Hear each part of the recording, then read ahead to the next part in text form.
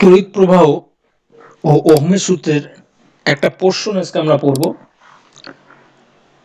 যে পোর্শনটা পড়ব তার শুরুটা ছিল কার্বন রেজিস্টর। কার্বন রেজিস্টর মানে হচ্ছিল, রেজিস্টর কথাটা মানে হচ্ছিল রোধক। যার রোধ আছে তাকে বলবো আমরা রোধক। যেরকম যার ক্যাপাসিটেন্স আছে তাকে আমরা বলি ক্যাপাসিটর, সেরকম যার রোধ আছে তাকে আমরা বলবো ছিল রোধক। তো এই কার্বন রেজিস্টর বা কার্বন রোধকটা কি জিনিস বলছে, দেখো, a cylindrical shell made of bad conductor, length more or less 1 centimeter and diameter 2 millimeter to 5 millimeter, carbon powder. এই কথাটার মানে হচ্ছিল একটা সিলিন্ড্রিক্যাল শেল নেওয়া হয়। শেল মানে হচ্ছিল ফাঁপা সিলিন্ডার। একটা ফাঁপা সিলিন্ডার নেওয়া হয়। এই ফাঁপা সিলিন্ডারটা কি দিয়ে তৈরি? ব্যাড কন্ডাক্টর দিয়ে তৈরি, একটা অপরিবাহী পদার্থ দিয়ে এই সিলিন্ডারটা তৈরি। এই সিলিন্ডারের ভিতরে কার্বনের গুঁড়া নেওয়া হয়। এই সিলিন্ডারের ভেতরে কার্বনের গুঁড়া নেওয়া হয়। আর এই সিলিন্ডারের যে লেন্থটা, এটা মোটামুটি 1 সেন্টিমিটারের আশেপাশে থাকে। আর ডায়ামিটারটা মোটামুটি আমাদের 2 মিলিমিটার থেকে 5 মিলিমিটার হতে পারে। এবার দুপাশ থেকে দুটো এরকম কন্ডাক্টর বেরিয়ে আসবে। এই হচ্ছে আমাদের একটা কার্বন রোধক। এই যে পাশে একটা ছবি দেওয়া আছে, এই হচ্ছে আমাদের একটা সিলিন্ডার, ঠিক আছে? তার ভেতরে কার্বনের গুঁড়ো দেওয়া আছে আর দুপাশ থেকে দুটো কন্ডাক্টর দেওয়া আছে। তা এই সিলিন্ড্রিক্যাল যে কার্বন রেজিস্টারটা আছে, তার যে রেজিস্ট্যান্স সেটা কার কার উপর ডিপেন্ড করে? দৈর্ঘ্যের উপর ডিপেন্ড করে, ডায়ামিটারের উপর ডিপেন্ড করে, আর অ্যামাউন্ট অফ কার্বন পাউডার। অর্থাৎ তুমি যদি কার্বন পাউডারের পরিমাণটা কম বেশি করো, তাহলে এই কার্বন রেজিস্টারের রোধটা চেঞ্জ হবে। তুমি যদি দৈর্ঘ্যটাকে কম বেশি করো, এই কার্বন রেজিস্ট্যান্স চেঞ্জ হবে। আর তুমি যদি ডায়ামিটারটা চেঞ্জ করো, তাহলে এই কার্বন রেজিস্ট্যান্স চেঞ্জ হবে, ঠিক আছে? সুতরাং তোমার কতটা রেজিস্ট্যান্স লাগবে সেই অনুযায়ী তুমি কি করতে পারো, বিভিন্ন দৈর্ঘ্যের বা বিভিন্ন ডায়ামিটারের বা বিভিন্ন কার্বনের গুঁড়া ভর্তি করা এরকম কার্বন রেজিস্টার তুমি নিতে পারো। এবার এই কার্বন রেজিস্টার কেন লাগে? সাধারণত আমাদের নর্মালি যে রোধ লাগে সেই রোধটা হচ্ছিল 0.1 ওহম থেকে 1000 ওহম মানের। তাহলে এই রোধ, ঠিক আছে, আমাদের কন্ডাক্টর দিয়ে তৈরি করলে হয়, বা তামা বা কোনো পরিবাহী ধাতু বা মনে করো সংকর ধাতু, এগুলি দিয়ে এই রোধগুলি তৈরি করা যায়। অর্থাৎ 0.1 থেকে 1000 ওহম আমাদের তামা বা সংকর ধাতু এগুলি দিয়ে তৈরি করা যায়। কিন্তু ইলেকট্রনিক্সের বিভিন্ন পরীক্ষা বা ইলেকট্রনিক্স যন্ত্রে আমাদের কখনো কখনো 1000 ওহমের বেশি রোধ প্রয়োজন হয়। এই 1000 ওহমের বেশি রোধ আমাদের ওই তামা বা ওই সংকর ধাতু বা কোনো পরিবাহী ধাতু দিয়ে তৈরি করা যায় না। তাহলে এই বেশি মানের রোধ তৈরি করার জন্য আমাদের এই কার্বন রেজিস্টার ইউজ করা হয়। তো এই কার্বন রেজিস্টারের রোধ কত সেটা আমরা জানবো কিভাবে? না, এই কার্বন রেজিস্টারের গায়ে কালার ব্যান্ড থাকে। এই যে আমাদের পাশে যে ছবিটা আছে সেখানে দেখো 4টা কালার আছে। প্রথমটা দেখে মনে হচ্ছে যেটা খয়েরি, তারপরটা মনে হয় ব্ল্যাক, তারপরটা অরেঞ্জ এবং তারপরটা সোনালী কালার। তার মধ্যে দেখো 3টা কালার পর পর আছে আর একটা কালার একটু দূরে আছে। এই যে পরপর যে কালারগুলি আছে সেই কালারগুলি কি কি হতে পারে সেটা আমাদের এখানে লেখা আছে। কি কি হতে পারে কালার? ব্ল্যাক হতে পারে, সংক্ষেপে আমি লিখছি বি। ব্রাউন হতে পারে, সংক্ষেপে আমি লিখছি বি। রেড হতে পারে, সংক্ষেপে আর। অরেঞ্জ হতে পারে, সংক্ষেপে ও। ইয়েলো হতে পারে, সংক্ষেপে ওয়াই। গ্রিন হতে পারে, সংক্ষেপে জি। ব্লু হতে পারে, সংক্ষেপে বি। ভায়োলেট হতে পারে, সংক্ষেপে ভি। গ্রে হতে পারে, সংক্ষেপে জি। হোয়াইট হতে পারে, সংক্ষেপে ডাব্লু। এই টোটাল আমার এখানে আসছিল 10টা কালার। এই 10টা কালারের নাম্বার দেওয়া আছে, দেখো। ফার্স্ট 0 থেকে স্টার্ট হয়েছে। 0, 1, 2, 3, 4, 5, 6, 7, 8, 9 এই আমাদের কালারের কোড, এগুলিকে বলা কোড, কালার কোড। ব্ল্যাকের কালার কোড হচ্ছে 0, ব্রাউনের কালার কোড হচ্ছিল 1। এইগুলো হচ্ছিল আমাদের কোড। এবার ওই যে দূরে একটা কালার আমি দেখালাম, এটা হচ্ছিল আমাদের সোনালী কালার। এই দূরে কি কি কালার থাকতে পারে? না, দূরে থাকতে পারে হয় সোনালী, গোল্ড, অথবা রূপালী বা সিলভার। আর এরকম হতে পারে যে ওই 4 নম্বর কালারটা নাও থাকতে পারে। তো যদি গোল্ড থাকে তাহলে পরে আমার টলারেন্স 5%। টলারেন্স মানে হচ্ছিল কি, রোডটা 5% বেশি হতে পারে, রোডটা 5% কম হতে পারে। যদি সিলভার কালার থাকে তাহলে বুঝতে হবে টলারেন্স 10%, তার মানে আমাদের রোডটা 10% বেশি হতে পারে, 10% কম হতে পারে। আর 4 নম্বর কালারটা যদি না থাকে, শুধু যদি এই কার্বন রেজিস্টারের মধ্যে 3টা কালার থাকে, তাহলে পরে নো কালারের ক্ষেত্রে আমাদের টলারেন্স 20% হতে পারে। মানে এই কালার দেখে তুমি মোটামুটি একটা কার্বন রেজিস্টারের রেজিস্ট্যান্স কত হতে পারে তুমি একটা আইডিয়া করতে পারবে। তো এখন ঘটনা হচ্ছে এই যে ব্ল্যাকের কোড 0, ব্রাউনের কোড 1, এগুলি তো মনে রাখতে হবে আমাদের। তো মনে রাখার জন্য এখানে একটা শর্টকাট জিনিস দেওয়া আছে, B B Roy, Great Britain, very good and wise. আবার এরকমও ভাবে বলে, B B Roy of Great Britain has a very good wife wearing gold silver necklace, যার যেটা সুবিধা হয়। তাহলে এই বিবি রয়ের এই প্রথম বিটা হচ্ছিল ব্ল্যাক, তারপরে বিটা হচ্ছিল ব্রাউন, তারপরটা রেড, তারপরটা অরেঞ্জ, তারপরটা ইয়েলো। এই গ্রেটের জি হচ্ছিল আমাদের গ্রিন, তারপরে ব্রিটেনের বি হচ্ছিল ব্লু, ভেরির ভি মানে হচ্ছিল ভায়োলেট, গুডের জি মানে হচ্ছিল গ্রে, আর ওয়াইজের ডাব্লু মানে হচ্ছিল হোয়াইট। তাহলে প্রথমে যেটা হলো আমাদের সেটা ছিল 0, তারপরটা 1, 2, 3, 4, এইভাবে তোমার কোডগুলি মনে থাকবে। এটা ছিল 5 এর পর এটা ছিল 6, এটা ছিল 7, আমাদের গ্রেটা ছিল 8, আর হোয়াইটটা ছিল 9। এইভাবে কোডগুলি মনে রাখতে আমাদের সুবিধা হবে। আচ্ছা, এবার কোড মনে রাখলে আমরা কিভাবে বার করব? এইখানে মনে করো একটা এক্সাম্পল দেওয়া হয়েছে। এখানে একটা আমাদের কার্বন রেজিস্টার, যার প্রথমে যে কালারটা আছে এটাকে আমি বলি এ কালার। এই এ কালারে আছে হচ্ছিল ইয়েলো, বি কালারে আছে হচ্ছিল আমাদের ভায়োলেট, সি কালারে আছে হচ্ছিল রেড, আর দূরে ডি কালারটা আছে হচ্ছিল সিলভার কালার। তা নিয়ম হচ্ছিল প্রথম যে দুটো কালার থাকবে সেই প্রথম দুটো কালারের কোডকে পাশাপাশি লিখতে হয়। প্রথমে আসছে হচ্ছিল ইয়েলো আর হচ্ছিল আমাদের ভায়োলেট। দেখি তো ইয়েলো আর ভায়োলেটের কোড কত। ইয়েলোর কোড হচ্ছিল 4 আর ভায়োলেটের কোড হচ্ছিল 7। 4 আর 7 এদেরকে যে পাশাপাশি লিখলাম 4, 7 হয়ে গেল। থার্ড যে কালারটা আছে সেটা কি কালার আছে এখানে? রেড। রেডের কোড কত এখানে? রেডের কোড আছে 2। এটা আমাদের এখানে 10 এর পাওয়ারে যাবে, অর্থাৎ ইনটু 10 টু দি পাওয়ার 2। আর লাস্টে সিলভার আছে, সেটা হচ্ছে টলারেন্স। সিলভারের টলারেন্স হচ্ছে 10%, তার মানে প্লাস মাইনাস 10%। তাহলে দাঁড়াচ্ছে হচ্ছিল আমাদের 4, 7, এটা মানে হচ্ছে 4700। এটা 10% বেশি হতে পারে, তার মানে এইটা ইন্টু 10%, এটা প্লাস করলাম, বা এটার থেকে 10% কম হতে পারে, তার মানে 4700 মাইনাস 4700 10%। তার মানে রেজিস্ট্যান্সটা ছিল এত ওহম থেকে এত ওহমের মধ্যে হবে। যেরকম মনে করো আমি আবার একটা এক্সাম্পল নিলাম। এই হচ্ছিল আমাদের একটা কার্বন রেজিস্টার। এই কার্বন রেজিস্টারের প্রথমে আসছিল আমাদের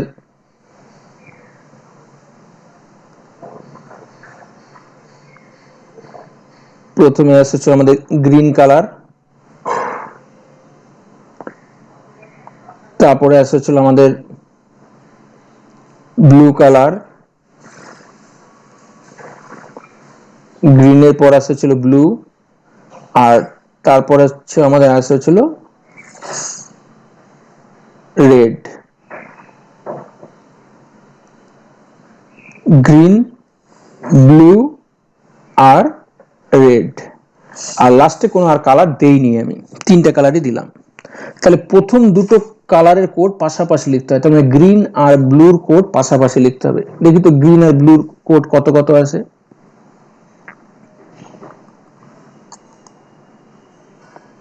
গ্রিনের কোড আছে ছিল 5 আর ব্লুর কোড আছে হচ্ছে 7। তাহলে 5 আর 7 পাশাপাশি লিখলাম, তাহলে 5, 7। এবার ইনটু 10 টু দি পাওয়ার, এই পাওয়ারটা হবে ছিল থার্ড কালার আছে রেড। রেডের পাওয়ার আছে ছিল 2। সবসময় যে রেডি হবে এমন কোনো কথা নাই। আগের এক্সাম্পল আর এক্সাম্পল দুটোতে রেড হয়ে গেছে, ভেবো না আবার যে এখানে সবসময় রেডি হয়। তাহলে এইটা, আর যেহেতু থার্ড কালারটা নেই তার মানে টলারেন্স হচ্ছিল আমাদের 20%। তাহলে আমাদের রেজিস্ট্যান্সটা হতে পারে 5700 মাইনাস 5700 20%, এত ওহম থেকে আমাদের কত ওহম পর্যন্ত? 5700 প্লাস 5700 20%। তাহলে এইটুকু রেঞ্জের মধ্যেই হচ্ছিল আমাদের এই কার্বন রেজিস্টারের রেজিস্ট্যান্সটা হবে। তাহলে এইভাবে কালার কোড রেজিস্ট্যান্স আমরা বার করতে পারি। এরপর ছিল সিরিজ কম্বিনেশন অফ রেজিস্ট্যান্স। এটা আমরা ক্লাস 10-এ করছি যে রেজিস্ট্যান্সের সিরিজ কম্বিনেশন কি হয়। এখানে তিনটা রেজিস্ট্যান্স R1 R2 R3 পরপর লাগানো আছে। দেখো সেম কারেন্ট যাচ্ছে তিনটার মধ্য দিয়ে, তার মানে সিরিজ রেজিস্ট্যান্সের মেইন জিনিস হচ্ছিল আইটা সেম হয়, সেম কারেন্ট যাচ্ছে তিনটার মধ্য দিয়ে। এই যে কারেন্ট ঢুকলো তিনটার মধ্য দিয়ে সেম কারেন্ট যাচ্ছে। তিনটা রেজিস্ট্যান্স R1 R2 R3, এটা দুটো এন্ড এ আর বি। এই এ আর বি এর মধ্যে আমরা বলতে পারি পোটেনশিয়াল ডিফারেন্স হবে ছিল ওহমের সূত্র থেকে কারেন্ট ইন্টু রোধ। এই R2 এর দুটো এন্ড হচ্ছে বি আর সি। ওহমের সূত্র অনুযায়ী বি আর সি এর মধ্যে বিভব পার্থক্য হবে ছিল কারেন্ট ইন্টু রোধ। আর সি আর ডি এর মধ্যে বিভব পার্থক্য হবে ছিল আমাদের VC minus VD equal to I into R3। তাহলে ওহমের সূত্র থেকে এই তিনটা লিখতে পারি। এবার আমি কি করলাম, এদেরকে যোগ করে দিলাম।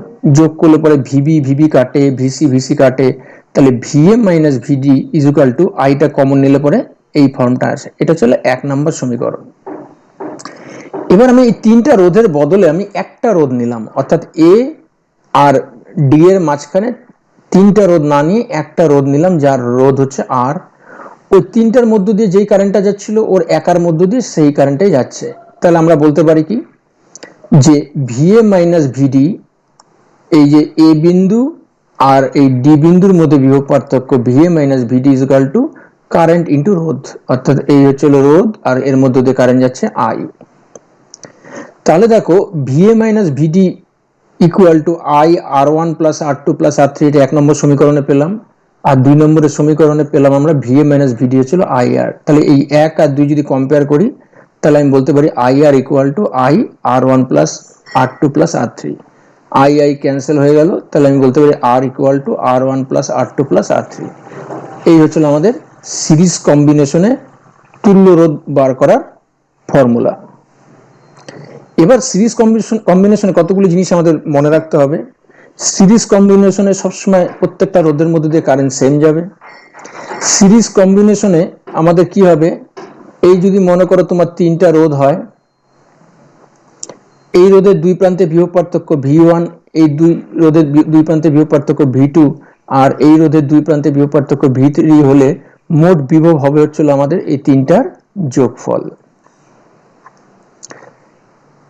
এবার সিরিজ কম্বিনেশনে আমরা জানি ভি ইকুয়াল টু আই আর ওহমের সূত্রে সিরিজ কম্বিনেশনে আমাদের কি হয়, আইটা কনস্ট্যান্ট থাকে। তাহলে সিরিজ কম্বিনেশনে যেহেতু আইটা কনস্ট্যান্ট, তাহলে আমি বলতে পারি ভি প্রপোর্শনাল টু আর, অর্থাৎ বিভব পার্থক্য আর রোধ হচ্ছে সমানুপাতিক, অর্থাৎ রোধ যত বাড়বে বিভব পার্থক্য তত বাড়বে। সিরিজ কম্বিনেশনে আমরা দেখলাম R equal to R1 plus R2 plus R3, তার মানে R1 এর সঙ্গে এদেরকে যোগ করলে আমি আর পাই, তাহলে নিশ্চয়ই আর R1 এর থেকে বড় হবে। এই R2 এর সাথে R1 আর R3 যোগ করে আর পাচ্ছি, তাহলে নিশ্চয়ই আর R2 এর চেয়ে বড় হবে। তার মানে এই যে আমাদের তুল্য রোধটা আছে, এই রোধটা ছিল যাদের তুল্য সেই প্রত্যেকটা রোধের থেকে বড় হবে। আর সিরিজ কম্বিনেশনে যদি আমরা n সংখ্যক আর রোধকে একসাথে লাগাই তাহলে তুল্য রোধ হবে ছিল আর প্লাস আর প্লাস আর প্লাস ডট ডট n সংখ্যক, তার মানে তুল্য রোধ হবে ছিল NR। এরপর ছিল প্যারালাল কম্বিনেশন। প্যারালাল কম্বিনেশন হচ্ছিল এরকম, অর্থাৎ এই যে আই কারেন্টটা গিয়ে তিনটা ভাগে ভাগ হয়ে গেল, এখানে তিনটার বেশি হতে পারে কমও হতে পারে। এই রোধটা R1, এই রোধটা R2, এই রোধটা R3। এবার আমরা চিহ্ন কেমন করে প্যারালাল কম্বিনেশন, এই প্রত্যেকটা রোধের দেখো দুটো প্রান্ত এ আর বি বিন্দুর মধ্যে লাগানো আছে। তাহলে রোধগুলির দুটো প্রান্ত যদি একই বিন্দুতে লাগানো থাকে তাহলে বুঝতে হবে যে ওরা প্যারালাল কম্বিনেশনে আছে। R1 এর দুটো প্রান্ত এ আর বি, R2 এর দুটো প্রান্ত এ আর বি, আর R3 এর দুটো প্রান্ত এ আর বি, তার মানে এরা প্যারালাল কম্বিনেশনে আছে। এখানে কারেন্টটা গিয়ে তিন ভাগে ভাগ হয়ে গেল, তার মানে আমি বলতে পারি যে এই আইটাই হচ্ছিল I1 plus I2 plus I3। তার মানে এখানে আমরা বলতে পারি I ইকুয়াল টু ছিল I1 plus I2 plus I3। আর একটু আগে আমরা এখানে দেখলাম সিরিজ কম্বিনেশনে যে V equal to V1 plus V2 plus V3। তাহলে এটা খেয়াল রাখতে হবে, সিরিজ কম্বিনেশনে V equal to V one plus V two plus V three, আর প্যারালাল কম্বিনেশনে I equal to I one plus I two plus I three. এবার দেখো এই আর এর মধ্যে আর ওয়ান এর মধ্য দিয়ে কত কারেন্ট যাবে। আর ওয়ান এর দুই প্রান্তের বিভব পার্থক্য কত, ভিএ মাইনাস ভিবি। আর আর ওয়ান এর মধ্যে দিয়ে কত কারেন্ট যাচ্ছে, আই ওয়ান। তাহলে আমি বলতে পারি ওহমের সূত্র অনুযায়ী যে বিভব পার্থক্য is equal to I one R one. তার মানে এখান থেকে আই ওয়ান বার করলাম, আই ওয়ান মানে হচ্ছিল বিভব পার্থক্য বাই রোধ। এবার মনে করো আই টু বার করতে চাই। এই আর টুর মধ্য দিয়ে আই টু কারেন্ট যাচ্ছে, আর এই আর টুর দুটো প্রান্ত হচ্ছে এ আর বি। তাহলে আমি বলতে পারি এ আর বি এর মধ্যে বিভব পার্থক্য VA minus VB is equal to I two into R two. আর এই যে আর থ্রি আছে, এই আর থ্রির দুটো প্রান্ত এ আর বি এর মধ্যে লাগানো আছে, এর মধ্যে দিয়ে কারেন্ট যাচ্ছে আই থ্রি। তাহলে VA minus VB is equal to হবে ছিল I three into R three. তাহলে এখান থেকে আই টু বার করলাম, আর এখান থেকে আমরা আই থ্রি বার করলাম। তাহলে এই তিনটা জিনিস বার করে রাখলাম, I one I two I three. এবার আমরা একটু আগে দেখলাম যে এই তিনটা রোধ মিলে যদি আমার তুল্য রোধ আর হয়, এখানে যে টোটাল কারেন্টটা যাচ্ছিল সেই কারেন্টে এর মধ্য দিয়ে যাচ্ছে আই। আর এই দুটো পয়েন্ট এ আর বি হচ্ছিল আমাদের, এই যে দুটো পয়েন্ট এ আর বি, ওই তিনটা রোধের বদলে আমি এখানে একটা রোধ নিলাম, তাহলে এটি হচ্ছে তুল্য রোধ। তাহলে আমরা বলতে পারি এখানে V A minus V B equal to I into R. তাহলে I equal to V A minus V B by R. তাহলে এখানে আই বার হয়ে গেল, এখানে আই ওয়ান, এখানে আই টু, এখানে আই থ্রি। এবার I equal to I one plus I two plus I থ্রির জায়গায় আমি এদেরকে বসালাম, এইটা এইটা এইটা এটা তিনটাকে ডান দিকে বসালাম, আর এটাকে আমরা এই আই এর জায়গায় বা সাইডে বসালাম। তাহলে ভিএ মাইনাস ভিবি গুলি সব ক্যান্সেল হয়ে গিয়ে one by R equal to one by R one plus one by R two plus one by R three. এটা হচ্ছে আমাদের প্যারালাল কম্বিনেশনে তুল্য রোধের ফর্মুলা। এই ফর্মুলা যখন ইউজ করবা তখন একটা জিনিস মনে রাখবা, লাস্টে গিয়ে কিন্তু আমাদের উল্টাতে হবে, না হলে পরে কিন্তু আর বের হবে না। অনেক সময় কি হয়, অন্যমনস্ক এই ওয়ান বাই আরটাই আর লিখে রাখে, সেটা জানি না হয়, লাস্টে গিয়ে কিন্তু উল্টে আর বার করতে হবে। এটার ক্ষেত্রে কি কনস্ট্যান্ট, এটার ক্ষেত্রে মনে রাখতে হবে ভি কনস্ট্যান্ট। সিরিজ কম্বিনেশনে আমাদের ছিল আই কনস্ট্যান্ট। পার্থক্য চাইলে এখান থেকে পার্থক্য তৈরি করে নেওয়া যায়। এখানে I equal to I one plus I two plus I three, আর ওখানে ছিল V equal to V one plus V two plus V three. এখানে V equal to I R, যেহেতু এখানে ভিটা কনস্ট্যান্ট, তাহলে আমি বলতে পারি I R constant. I R constant মানে আমি বলতে পারি I proportional to one by R. তাহলে সিরিজ কম্বিনেশনে ছিল ভি প্রপোর্শনাল টু আর, আর প্যারালাল কম্বিনেশনে I proportional to one by R. এই দুটো আমাদের মনে রাখতে হবে ভালো করে। এরপরে ছিল প্যারালাল কম্বিনেশনে one by R equal to one by R one plus one by R two plus one by R three. যেহেতু এইটার সাথে এই দুটা অ্যাড করে আমি এইটা পাই, তাহলে আমি বলতে পারি নিশ্চয়ই যে এইটার থেকে বড়, তাহলে one by R greater than one by R one. তাহলে আমি যদি উল্টে দিই, তাহলে আমি বলতে পারি আর লেস দেন আর ওয়ান। ঠিক একইভাবে বলতে পারি যে ওয়ান বাই আর টুর সাথে বাকিগুলি অ্যাড করলে আমি প্রথম ওয়ান বাই আর পাই, তাহলে ওয়ান বাই আর নিশ্চয়ই ওয়ান বাই আর টু থেকে বড়। তার মানে উল্টে দিলে আমি বলতে পারি আর লেস দেন আর টু। তার মানে এইভাবে আমরা বলতে পারি যে তুল্য রোধ আরটা প্রত্যেকটা রোধের থেকে আমাদের কম হয়। সিরিজ কম্বিনেশনে ছিল এটা ঠিক উল্টাটা, এখানে ছিল আর প্রত্যেকটা রোধের থেকে বড় হয়, আর এখানে আমাদের উল্টো আসলো।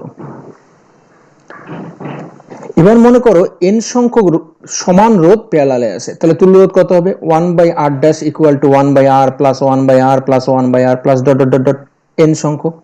তার মানে এটা যোগ করলে আসে হচ্ছিল এন বাই আর, এবং উল্টালে আসলে হচ্ছে আমাদের R dash equal to R by N.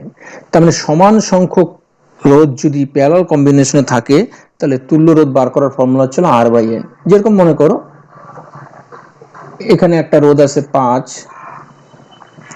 এখানে একটা রোধ আছে 5, এখানে একটা রোধ আছে 5। তাহলে ক্যাপিটাল আর কত, তাহলে এখানে আমাদের 5 ওহম। কয়টা আছে এরকম, 3টা আছে। তাহলে তুল্য রোধ কত হবে, একবারে বলবো আমরা 5/3। আমি যদি 4টা 5 নিতাম তাহলে 5/4। তাহলে এটা শর্টকাটে আমাদের হিসাব করার জন্য তৈরি করে দিলাম। এবার হচ্ছিল দুটো রোধের প্যারালাল কম্বিনেশনে one by R equal to one by R one plus one by R two. তাহলে one by R equal to R one plus R two by R one R two. উল্টে দিলে R equal to R one R two by R one plus R two.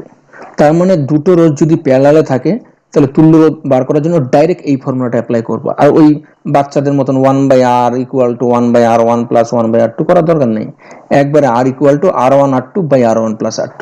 ঠিক আছে,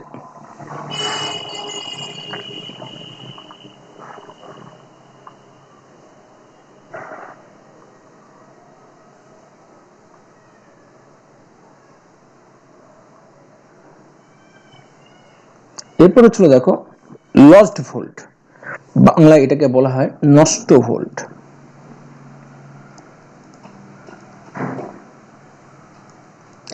যখন একটা কোষের ভেতরে তড়িৎ প্রবাহিত হয় তখন কোষের ভেতরে তড়িৎ বিশ্লেষ্য পদার্থের যে আয়নগুলি আছে সেই আয়নগুলি তড়িৎ প্রবাহকে বাধা দেয়।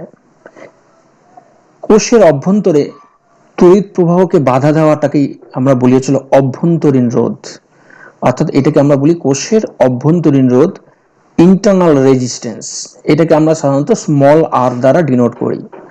আবার একবার বলি আমি, কোষের ভেতর দিয়ে যখন তড়িৎ প্রবাহিত হয় তখন কোষের ভেতরে তড়িৎ বিশ্লেষ্য পদার্থের যে আয়নগুলি আছে সেই আয়নগুলি তড়িৎ প্রবাহকে বাধা দেয়।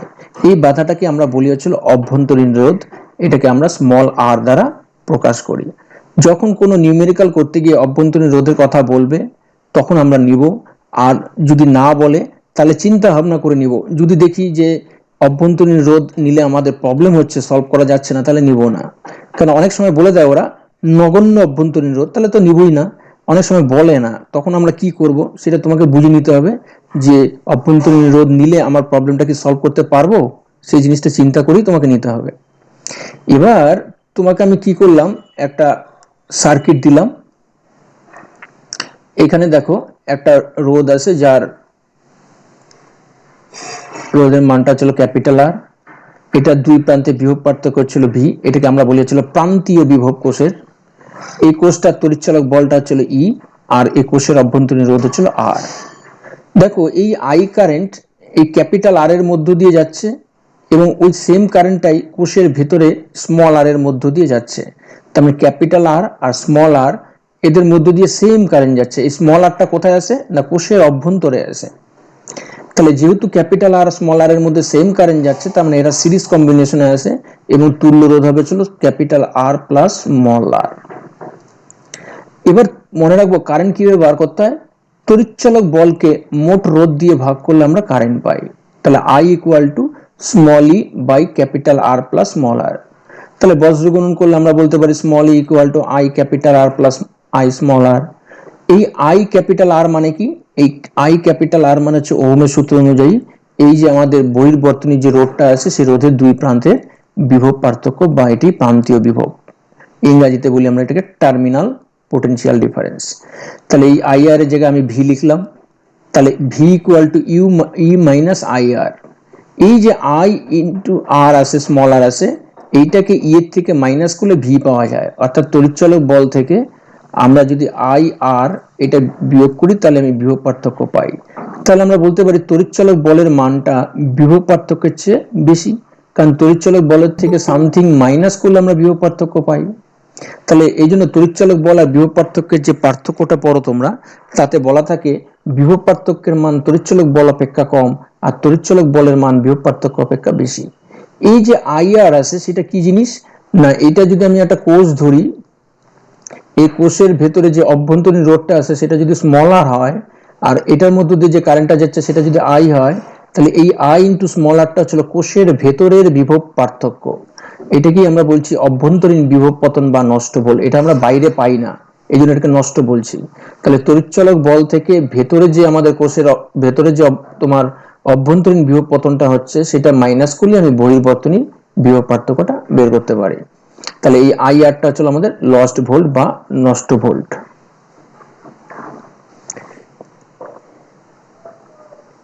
এরপর হচ্ছিল দেখো এই যে আমাদের V equal to E minus I r আছে, এটাকে আমি একটা অন্য ফর্মে লিখতে পারি। তাহলে আমি বলতে পারি I R equal to E minus V. এখান থেকে আমি কি করলাম, ই কমন নিলাম, ই কমন নিলে পরে 1 মাইনাস ভি বাই ই হয়। এবার এই যে আই আছে, এই আই মানে হচ্ছিল আমাদের একটু আগে বার করা আছে, আই মানে হচ্ছিল আমাদের e by capital R plus small r. তাহলে আই এর জায়গায় আমি e by capital R plus small r লিখলাম। দুই পাশে ই ক্যান্সেল হয়ে গেল, তাহলে small r by capital R plus small r equal to এটা বিয়োগ করে দিলে ই মাইনাস ভি বাই ই।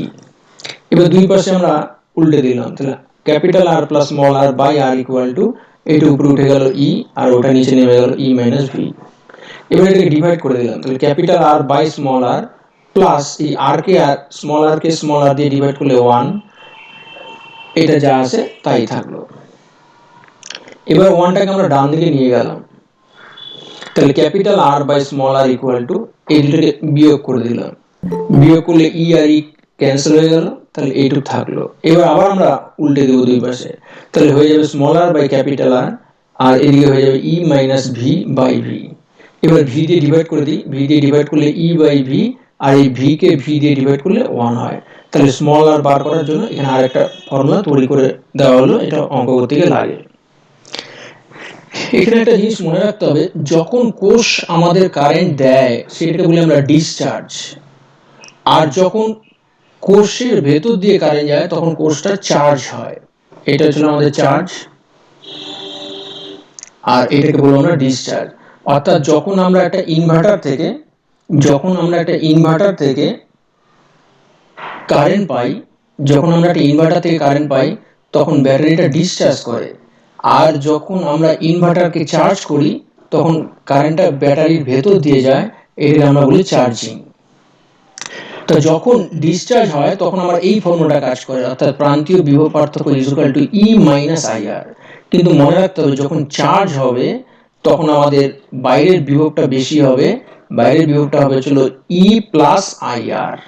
অর্থাৎ মনে করো এই ব্যাটারিটাকে তুমি চার্জ করবা, এই চার্জ করার জন্য ইনভার্টারের লাইনটা মেইন লাইনের সঙ্গে যুক্ত করবা, এই মেইন লাইনের ভোল্টেজটা আমার এই ভোল্টেজটা মানে তড়িৎচালক বলটা থেকে বেশি হতে হবে। কারণ হচ্ছিল কি, এই তড়িৎচালক বল তো আমাদের এই ব্যাটারিটাতে তৈরি করতেই হবে, তার সঙ্গে ব্যাটারির অভ্যন্তরীণ রোধের জন্য যে অভ্যন্তরীণ বিভবপতন সেটাও তৈরি করতে হবে। সেই জন্য আমাদের বাইরের বিভব পার্থক্যটাকে অবশ্যই আমাদের ইয়ে থেকে বড় হতে হবে। তাহলে এটাও নিউমেরিক্যাল করার সময় যদি খেয়াল থাকে চার্জিং হচ্ছে না ডিসচার্জিং হচ্ছে, অর্থাৎ ব্যাটারির ভেতর দিয়ে যদি কারেন্টটা ঢোকে, পজিটিভ দিয়ে যদি কারেন্টটা ঢোকে তাহলে কিন্তু এই ফর্মুলাটা কাজ করবে। এরপর হচ্ছিল শান্ট। শান্ট কি? শান্ট হচ্ছিল, এটা মনে করো একটা তড়িৎ যন্ত্র, এটা হচ্ছে একটা তড়িৎ যন্ত্র, ধরলাম এটা একটা গ্যালভানোমিটার, সূক্ষ্ম যন্ত্র, যেটার মধ্য দিয়ে আইজির বেশি কারেন্ট গেলে যন্ত্রটা নষ্ট হয়ে যায়, কিন্তু কারেন্ট পাঠাচ্ছি আমি আই পরিমাণ, অর্থাৎ আই গ্রেটার দেন আইজি।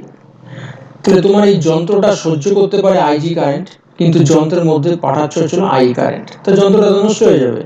তার জন্য তুমি কি করবা, একটা বিকল্প পথ তৈরি করে দিবা, অর্থাৎ এই গ্যালভানোমিটারের সাথে একটা নিম্নমানের রোধ, অবশ্যই নিম্নমানের রোধ।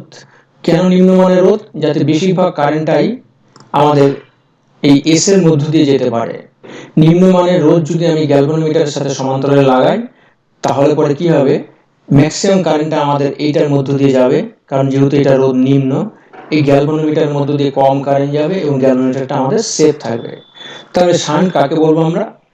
কোন সূক্ষ্ম তড়িৎ যন্ত্রাদিকে উচ্চ তড়িৎ প্রবাহের হাত থেকে রক্ষা করার জন্য ওই যন্ত্রের সাথে সমান্তরালে যে নিম্নমানের রোধ যুক্ত করা হয় সেই নিম্নমানের রোধটাকে বলবো আমরা শান্ট। তো এই নিম্নমানের রোধটা অর্থাৎ শান্টটাকে আমরা এস দ্বারা প্রকাশ করলাম, আর এই যে যন্ত্রটা আছে এই যন্ত্রটার রোধটা আমি ধরলাম ক্যাপিটাল জি। এই যন্ত্রের রোধ হচ্ছে ক্যাপিটাল জি আর শান্টের রোধ হচ্ছে এস। গ্যালভানোমিটারের মধ্য দিয়ে কারেন্ট কত যেতে পারে, আইজি, আর মেইন কারেন্ট যেটা যাচ্ছে সেটা হচ্ছে আই। তাহলে এই আই কারেন্ট এসে দুই ভাগে ভাগ হয়ে গেল, গ্যালভানোমিটারের মধ্য দিয়ে গেল আইজি, আর বাদ বাকি যে কারেন্টটা সেটা নাম দিলাম আমি আইএস, সেটা গেল আমাদের শান্টের মধ্য দিয়ে। তাহলে আমাদের দুটো রোধ মনে করো প্যারালালে আছে, দুটো রোধ প্যারালালে আছে, এটার মধ্যে এটা রোধ হচ্ছে R1, এটা রোধ হচ্ছে R2। এবার এই আই কারেন্ট এসে দুটো ভাগে ভাগ হলো, এটার মধ্যে দিয়ে গেল I1 আর এটার মধ্যে দিয়ে গেল I2। তো এই I1 I2টা মেইন কারেন্টের কত অংশ, অর্থাৎ এইটার কত অংশ হচ্ছে I1 আর কত অংশ I2 কি ব্যবহার করব আমরা। তা আমরা দেখলাম প্যারালাল কম্বিনেশনের ক্ষেত্রে V ইকুয়াল টু IR এর ভিটা হচ্ছে কনস্ট্যান্ট, এটা আমরা একটু আগে দেখলাম। তার মানে আমি বলতে পারি যেহেতু আই আর কনস্ট্যান্ট, তাহলে আমি বলতে পারি আই প্রপোর্শনাল টু 1/r, বলের সূত্রের মতো।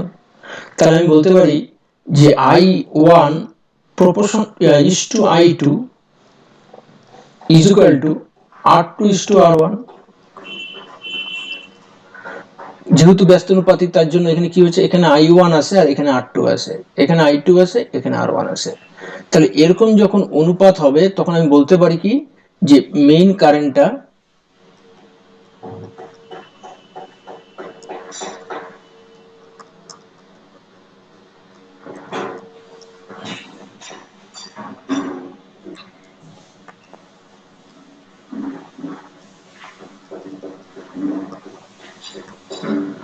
তখন আমরা বলতে পারি যে মেইন কারেন্টটার কত অংশ I1 না, ওই যে তোমরা ছোট ক্লাসে অনুপাতের অঙ্কে করছো আনুপাতিক ভাগার, অর্থাৎ I1 মানে ছিল মেইন কারেন্টের কত অংশ না, এইটা সামনে থাকবে বাই এই দুটার যোগফল।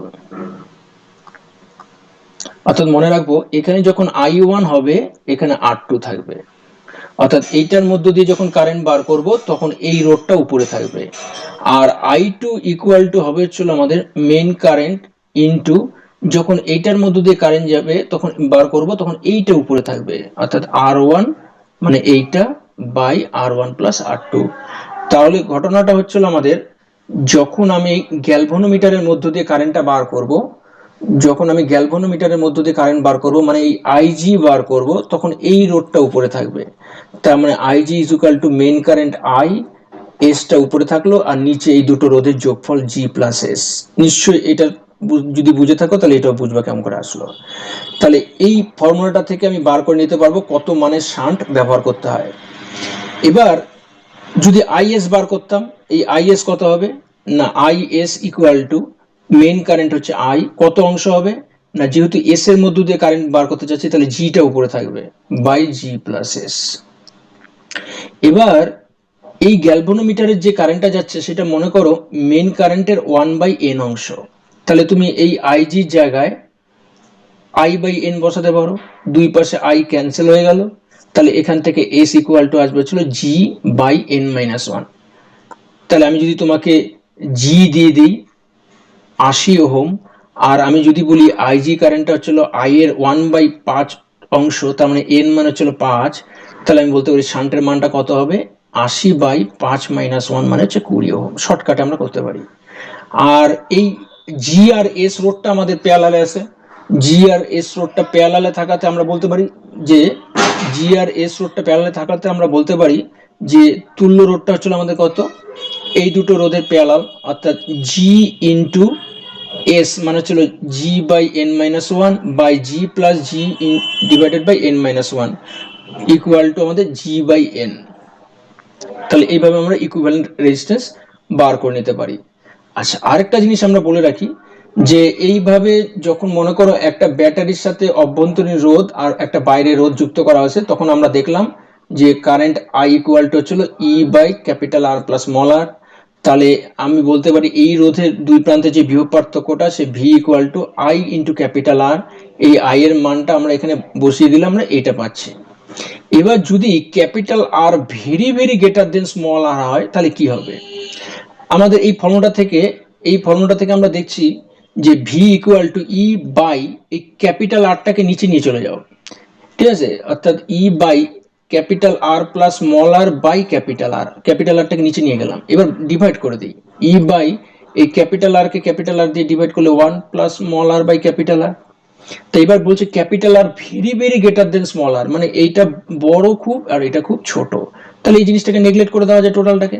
তার মানে আমি বলতে পারি নেগলেক্ট করে দিলে পরে ভি ইকুয়াল টু ই, ই মানে হচ্ছিল আমাদের কোষের তড়িৎচলক বলটা, এটা ছিল একটা কনস্ট্যান্ট, তার মানে ভিটা কনস্ট্যান্ট আসলো, ভিটা কনস্ট্যান্ট আসার মানেটা দাঁড়াচ্ছে কি আমাদের এটাকে আমরা একটা কি করতে পারি, এটাকে আমরা একটা কনস্ট্যান্ট ভোল্টেজ সোর্স হিসেবে ইউজ করতে পারি, অর্থাৎ এই ভোল্টেজটা হচ্ছে কনস্ট্যান্ট, অর্থাৎ ক্যাপিটাল আর পরিবর্তন হলো আমার ভোল্টেজ পরিবর্তন হচ্ছে না। আর যদি এরকম হয় small r very very greater than capital R হয় তাহলে কি করতে পারি, তাহলে আমাদের আই ইকুয়াল টু হচ্ছিল small e by capital R plus small r, এখান থেকে আমি স্মল আর কমন নিলাম, স্মল আর কমন নিলে পরে 1 plus capital R by small r, এবার যেহেতু আমাদের স্মল আরটা অনেক বড়, স্মল আরটা বড় হওয়াতে কি হচ্ছে, এইটাকে নেগলেক্ট করলাম, এইটাকে নেগলেক্ট করলে ই বাই স্মল আর হয়। তা আমরা জানি একটা পার্টিকুলার কোষের ক্ষেত্রে ইও আমাদের কনস্ট্যান্ট, স্মল আরও কনস্ট্যান্ট, তার মানে এটা ভাগ করলে পরে এটা কনস্ট্যান্ট আসতেছে। তার মানে আমরা একটা কনস্ট্যান্ট কারেন্টের সোর্স হিসেবে আমরা এটা ইউজ করতে পারছি। এখানে যেমন কনস্ট্যান্ট ভোল্টেজটা ছিল, এখানে কারেন্টটা কনস্ট্যান্ট। সুতরাং আমরা যদি একটা কনস্ট্যান্ট কারেন্টের সোর্স চাই, তাহলে আমাদের কি করতে হবে, ব্যাটারির অভ্যন্তরীণ রোধটাকে বেশি করতে হবে বহির্বর্তনীর থেকে। আর যদি আমরা কনস্ট্যান্ট ভোল্টেজ সোর্স চাই, তাহলে আমাদের কি করতে হবে, ব্যাটারির অভ্যন্তরীণ রোধের থেকে বহির্বর্তনীর রোধটা আমাদের বেশি করতে হবে। ঠিক আছে, কনস্ট্যান্ট ভোল্টেজ সোর্স আমাদের একটা কনস্ট্যান্ট মানের ভোল্টেজ সাপ্লাই